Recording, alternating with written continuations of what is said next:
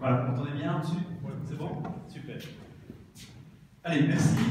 Courage, on a encore pour 3 heures, ça va aller. Ne vous inquiétez pas, ça va aller vite. On va parler maintenant d'un aspect différent, c'est l'alimentation. Ici, excusez-moi, je vais trop vite. J'avais mis dans mon titre « Est-il possible de m'améliorer ?» Je ne sais pas si quelqu'un a le titre de la conférence. Mais en fait, c'était extrêmement facile, parce que oui, bien sûr.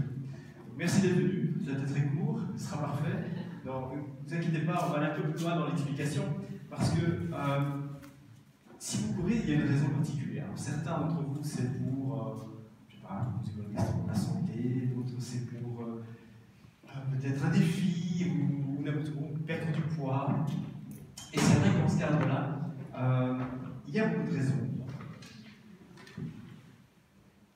Le partage, alors je ne sais pas, certains vont dire je ne sais pas. Le défi, mais par contre, vous avez un point commun.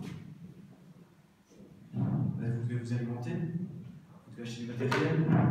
Certains d'entre vous vont peut-être demander un coach. Dans ce cadre,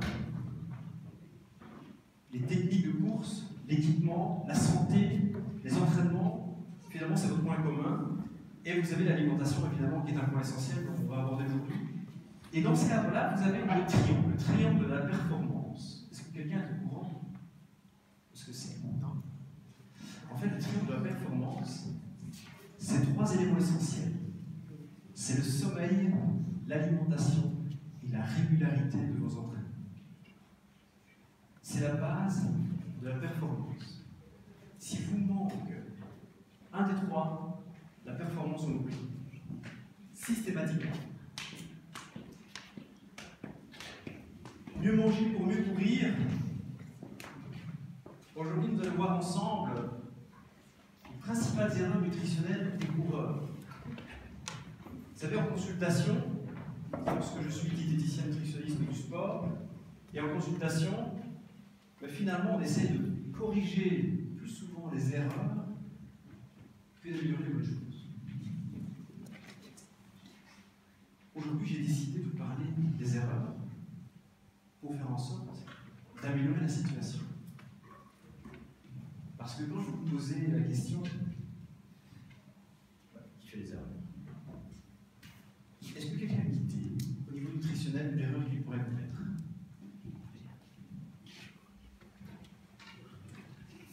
Au niveau de l'hydratation, par exemple, quelle erreur on pourrait faire? Ne pas boire assez déjà, ou ne pas boire du tout.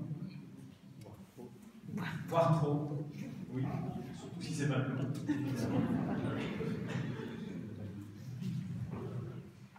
Les principales erreurs nutritionnelles.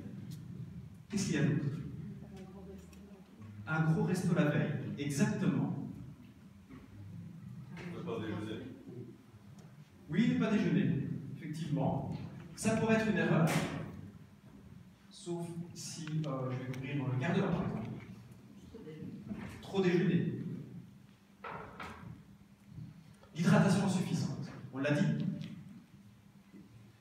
Un apport énergétique déséquilibré. Alors, on va prendre les 5 ou 6 des restos. Mais imaginez-vous, vous consommez de votre journée plus l'exercice 3000 calories sur la journée et vous en mangez 2000. C'est un déséquilibre. Une absence de qualité. Si je mange au quick tous les jours, je vais avoir un petit problème. Une mauvaise répartition des prises. Je mange 2000 calories par jour, mais uniquement le soir. Une diversité faiblement appliquée. Alors, ça, on va en parler tout à l'heure. La diversité, c'est qui mange la même chose tous les matins. Généralement, c'est 3 quarts. La gestion mauvaise des aliments plaisir. Qui fait systématiquement la 3e mi-temps? Dans le fond, je l'avais vu tout de suite. Le temps de la gestion, vous parlez, le déjeuner, oui, mais c'est évidemment, non, le temps de la gestion, c'est plus effectivement, par Par exemple, si je mange mon repas en 5 minutes et que, évidemment, cette grosse assiette, il me faudrait bien un quart d'heure. Ce qui arrive souvent sur l'heure du midi pour certains au boulot. Le délai d'ingestion, ça effectivement, je déjeune, et là, je viens de manger 2 croque-monsieur avec un pain perdu, un bon son muesli, et là, dans les quarts d'heure, je vais courir. Tout va bien. Un lieu toujours pas pratique et facile, effectivement, pour ceux qui travaillent dans une collectivité ou une école où il y a quelquefois une collectivité où on impose un peu le menu, et que vous avez oublié votre Tupperware, et à ce moment-là, c'est la pizza pour les enfants du jour, et donc vous allez pouvoir manger la pizza avec les enfants. L'entraînement, les conditions hydratées, la course à jeun, on va en parler, la course à jeun soutenue. Donc, quelquefois, on a l'impression que ça fait du bien, et ça nous fait beaucoup de tort. Et les croyances, ça on va en parler.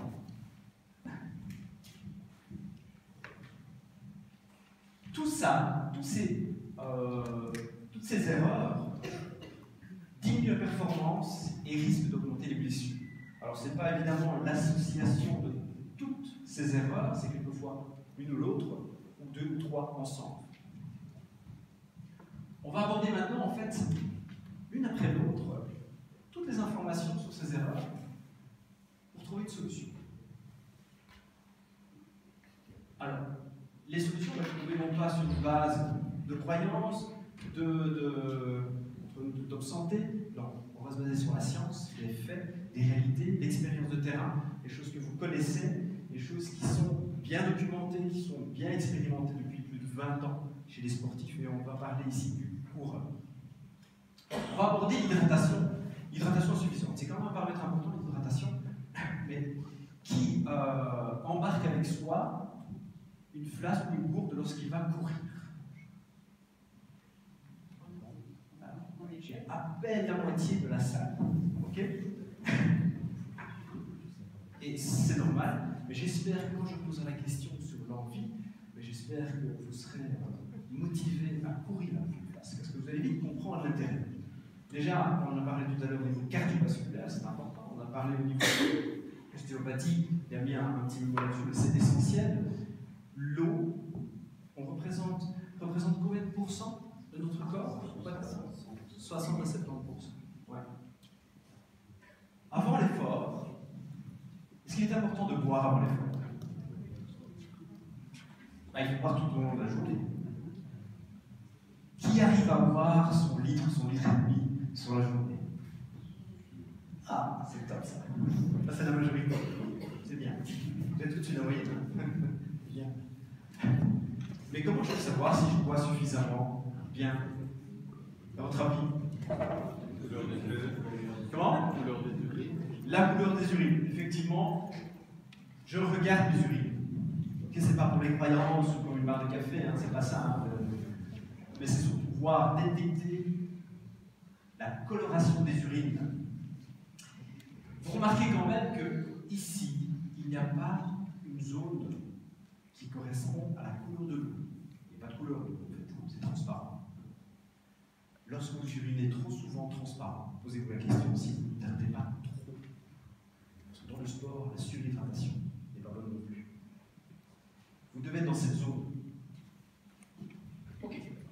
C'est vrai que les couleurs ne sont pas très intenses avec la luminosité qu'on a ici dans la salle, mais vous savez très très bien que quand vous allez dans des zones très foncées, soit vous avez oublié de vous hydrater, ou soit il faut en parler au médecin. Pendant l'effort, alors là, je vous ai demandé effectivement qui en est de l'eau. Mais ici, je vais vous proposer une chose, déjà, qui est une solution. Entraînez-vous comme si vous étiez en compétition. L'entraînement égale compétition objectif. Pourquoi je mets ça, à votre avis? Je viens de le dire. Parce que vous devez faire vos sorties comme si c'était la compétition. Et si je fais un 25 km et que je dois m'hydrater X fois par rapport à mon schéma d'hydratation, je dois faire mes entraînements en phase. C'est-à-dire que si je prends une flasque, je cours avec une flasque, si je m'entraîne avec la flasque, je dois m'entraîner avec la flasque.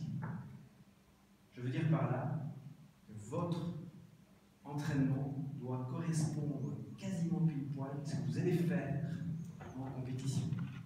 Je cours 10 km, je vais m'hydrater, par exemple, au 5e kilomètre, parce que je cours très vite, je n'ai pas besoin effectivement de partir avec une flasque. Dans vos entraînements, hydratez-vous au 5e kilomètre. Entraînez-vous dans le même schéma. C'est très important. Ça ne veut pas dire de ne pas boire, justement, bien au contraire. C'est de s'entraîner à boire, faire correspondre ce schéma hydrique à la compétition. Vous avez ici, sur le semi-marathon de Mons, un ravitaillement tous les 5 km. 5, 10, 15, et à l'arrivée. Ce qui veut dire que pour un coureur rapide, qui va faire ses 10 km, j'ai pas de problème, il va s'hydrater. Pour un coureur très rapide qui va faire le semi-marathon, si vous êtes dans le cas, je peux très bien comprendre effectivement que là vous êtes entraîné, il n'y a pas de problème. Mais si vous êtes plus dans les 2 heures, 3 heures. Là, si vous partez sans eau, vous imaginez que vous allez avoir un problème. C'est que vous ne serez pas suffisamment hydraté pour être performant. Alors la performance, n'oubliez pas une chose, n'est pas que simplement de faire un temps. La performance, c'est de permettre effectivement de développer toutes ses capacités physiques après la compétition aussi. Parce que vous devez continuer votre entraînement. C'est pas s'épuiser une fois, sauf il y en a un qui a un objectif sur l'année, celui-ci. Donc j'imagine, vous allez continuer à vous entraîner. Donc la performance, vous allez être reproductive. Pour reproduire ça, vous devez bien vous hydrater, c'est indispensable. Et mettre ceci, un schéma en place. Je cours très vite, pas de problème. Je compte faire mon semi-marathon en 2 heures. Oui, alors pendant l'entraînement, je dois courir avec l'eau. Lorsque je vais courir le semi-marathon, je courrai avec l'eau. Vous êtes très peu nombreux à courir déjà avec de l'eau. Si vous voulez être efficace, performant, être en bonne santé, vous devez courir avec l'eau. Si vous courez 30 minutes, en général, pas besoin d'eau, je suis hydraté avant la journée, je vais courir. Ok? Sauf si c'est un intervalle extrêmement important, là je vous dirais, je vais vous parler de boissons après, de boissons d'effort. Je vous dirai spécifiquement une boisson adaptée à ça. Si vous partez 45 minutes pendant cette nuit, prenez quand même une petite flasque. 1 heure, systématiquement, c'est obligatoire. Vous voulez éviter les blessures, vous voulez être performant, vous voulez être efficace, faire un temps, vous améliorer. L'eau va vous aider. La durée de l'effort continue.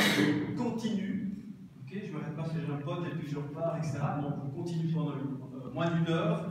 Vous allez consommer entre 500 et 800 ml à l'heure. Okay, dans cette période, dans ce temps-ci, c'est vrai que si maintenant on arrive en été, vous avez une période également des consommations d'eau quelquefois qui sont largement supérieures, mais actuellement on en est là. Et vous allez utiliser de l'eau, tout simplement. Je vais 45 minutes, je prends l'eau, c'est suffisant.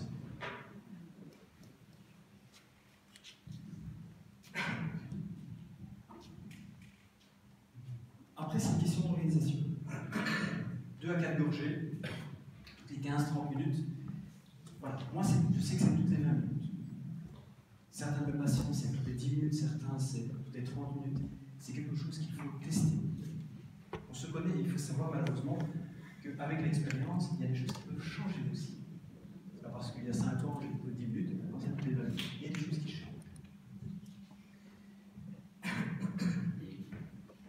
Si l'exercice est supérieur à 1 heure, là, je vous propose de consommer une boisson de l'effort.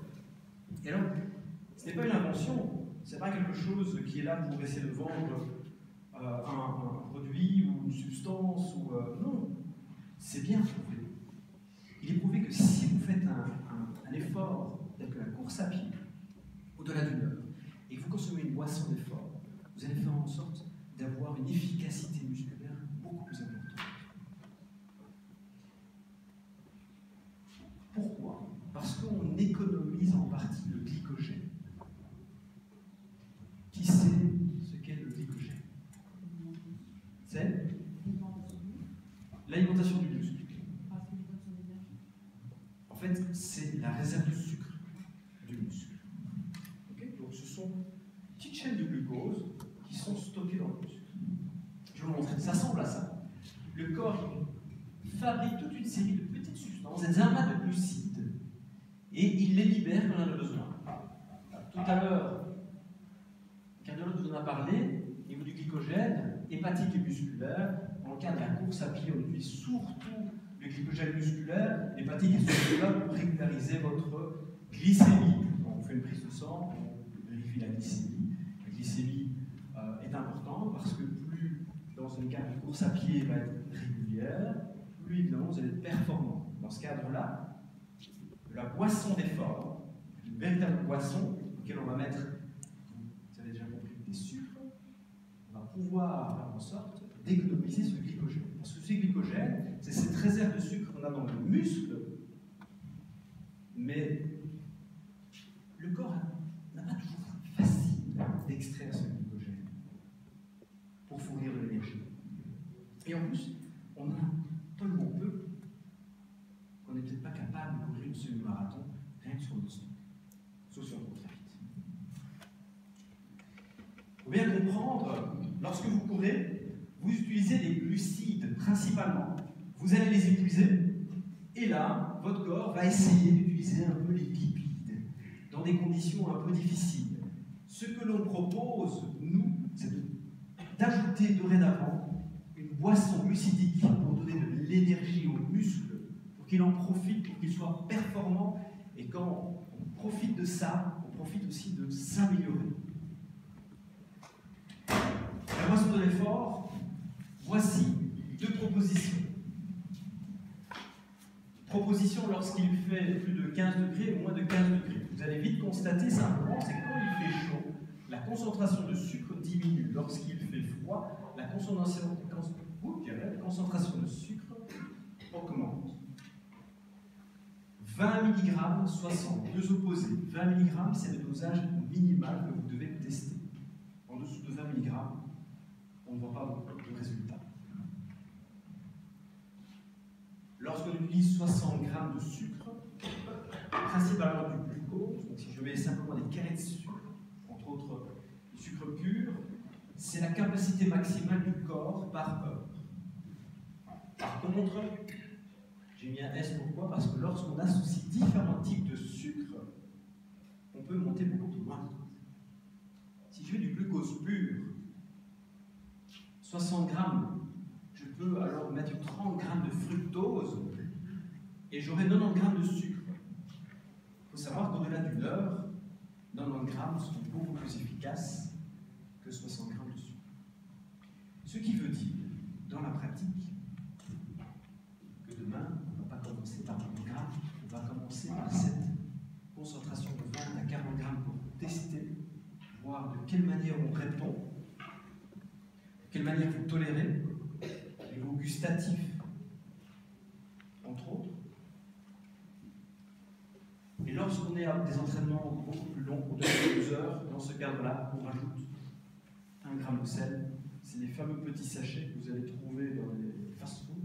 On va vous en piquer quelques-uns, vous n'êtes pas obligé d'y manger. Vous piquez des sachets de sel et vous les gardez, c'est très très pratique.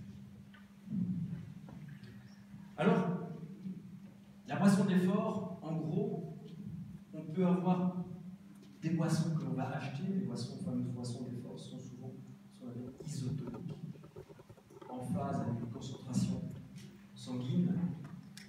Les boissons d'effort, en fait, pour 20 mg de glucides par litre, voici simplement une idée. Ça pourrait être, par exemple, 150 ml de jus de raisin, alors le rouge, quand je n'ai pas mis le raisin rouge, en bio pour éviter tout ce qui est pesticides et saloperies. Ça peut être aussi une poudre. Attention, la poudre, la particularité, c'est que vous allez avoir une association dans ce cadre-là de nombreux sucres différents.